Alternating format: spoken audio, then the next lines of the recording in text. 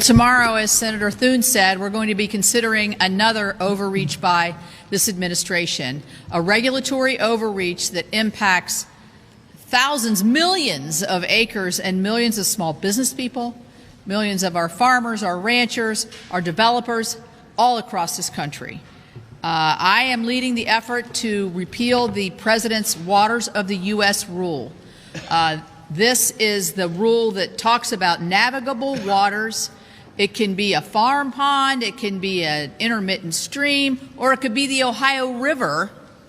They don't sound the same, do they? No, I don't think you can navigate a farm pond too well.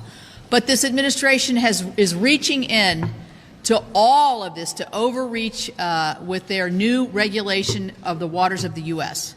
So this impacts, as I said, particularly the American Farm Bureau, the West Virginia Farm Bureau. Charles Wilfong wrote an op-ed basically saying that this is another overreach by the administration. We want to have clean environment. We want to have a commitment every day to do it the right way as farmers. And yet this administration is going to come in. It's going to be costly. It's going to be disruptive. And it's going to put an onus of federal regulation where it has never been before into a lot of our private landowners. So I'm expecting that this will pass the United States Senate with bipartisan support.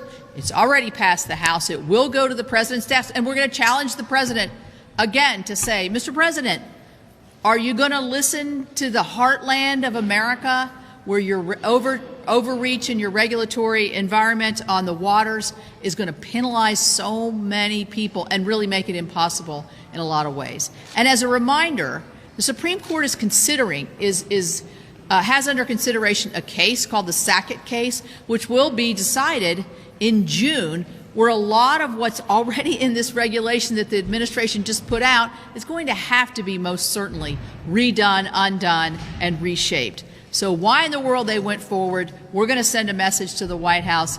No, this regulation does not fit. It does not help. And as a matter of fact, in a lot of ways, it hurts. Just a minute on permitting. H.R. 1, I'm really proud of what the House is doing within that bill is permitting. I believe that we, as a body, Republicans and Democrats in the House and the Senate, along with the President, can get permitting reform. Greetings, friends. I have breaking news to share with you this Wednesday.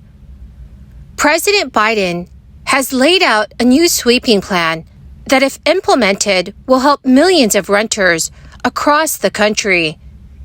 New data has revealed that these rising rent prices are now increasing many low-income households' risk of homelessness. Some states are working on new programs that would assist families with housing costs. My dear friends, please make sure that you watch until the end of this video to hear about all of the new details. Also, in 2 days, I will be announcing more winners for the Walmart gift card giveaway. If you'd like to enter the weekly giveaway, friends, all you have to do is click and like several of my videos and then comment below the keyword of each video that you watch. The more videos that you comment on, my friends, the greater your chances of winning the giveaways. The laws that regulate rental properties, landlords, and tenants vary widely across the United States, as property law is dependent on state and local statutes. Depending on the city or state that you live in, you may find that policies in place either heavily favor the landlord or the renter, but rarely does it feel like an even balance. So in an effort to encourage more uniform focus on ensuring renters' rights, the Biden administration published a blueprint for a renter's Bill of Rights. The plan creates no mandate for policymakers or individuals, identifies 5 basic principles and associated best practices that the administration believes would reduce tenant exploitation, create a more equitable renter market, and help ensure fair housing practices. But many are wondering what this bill would mean for landlords and renters and how it may be implemented in the near future. The blueprint for a renter's Bill of Rights aims to identify the basic principles of guaranteeing fair and safe housing for all renters. The first principle addresses affordability and housing safety. While it addresses a series of known issues in the rental industry, it touches on the importance of all these steps as renters in the U.S. face a general housing shortage. The principle specifically states renters should pay no more than 30% of their household income on housing costs. The second principle focuses on the lease document, noting that the contract between landlord and tenant should be transparent and avoid exorbitant fees or price gouging, including in the security deposit. It also stresses the importance of plain language in a lease to ensure all renters know the conditions to which they are agreeing. The third principle advises that federal, state, and local governments should make an effort to educate renters on their housing rights, while also enforcing fair housing laws and other housing regulations. The fourth principle advocates for a renter's right to organize a tenant association, a landlord or property management company's recognition of any such organization, and a renter's ability to contact their landlord in the event of any problem. The final principle focuses on a renter's access to resources to avoid eviction, a fair and legal eviction process, and steps in place to prevent a pattern of housing instability. The blueprint for a renter's Bill of Rights opens up opportunities for action at all levels of government, though because much of property-related policy is relegated to the jurisdiction of the state and local governments, it's those institutions that will need to act upon the recommendations of the blueprint. With the rising cost of living and housing expenses that continue to increase, many states want to implement some new ways for their residents to receive housing assistance. The Illinois legislature has proposed a state law designed to create more affordable housing in the state. Illinois currently faces a shortage of about 300,000 affordable housing units for extremely low-income renters.